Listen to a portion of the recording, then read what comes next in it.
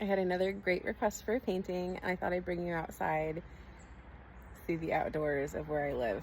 It is so peaceful and beautiful and calm. I'm in the middle of our capital city and doesn't feel like it. But anyway, I had a great suggestion for another painting, which is going to be a puffin. And if I drive a few hours, I can hop on a boat and I can go see puffins in real life here. They do not live like in my town or super close by, but they are accessible to me. And I've learned a lot about them, but I've never seen them in person. And it's one of the things that I would love, love, love, love, love to do. So if you have connections, let me know. And I am really excited to paint this painting. So I had my son choose a reference photo for me, and I'm excited to do it and then to show him the final result. I am starting with the water that is the background in this photo, and I'm starting with the background because if I start with the main subject, I will get carried away and I will have a hard time incorporating that background into the painting.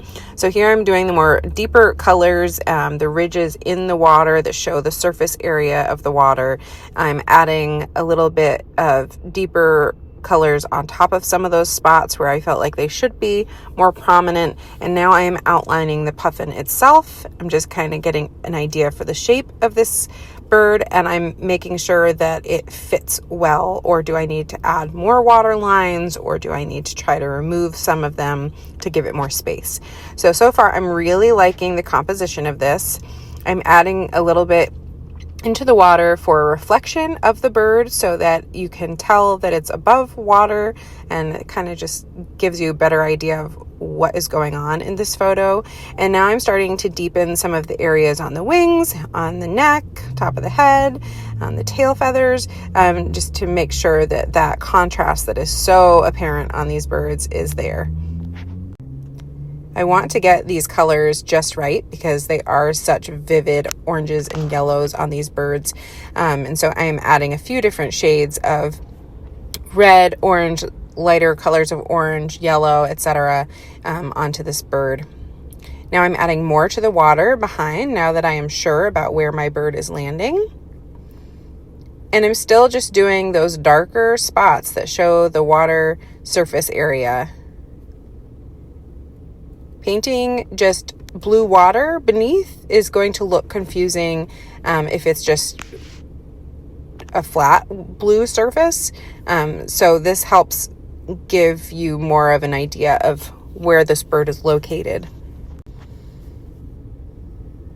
I'm now adding some diluted blue over those so it will deepen a little bit the areas that were already deep and showing the water surface area, but it will also fill in all those white gaps, and it will kind of blur a little bit of that background so that the focus is back on the bird. I'm trying not to touch too much the reflection part because I still want that to be evident when you look at this, that there is a reflection of the bird in the water. It's taking off, it's leaving the water, that bottom foot is still trailing the water a little bit. Maybe we'll even add a splash at the end.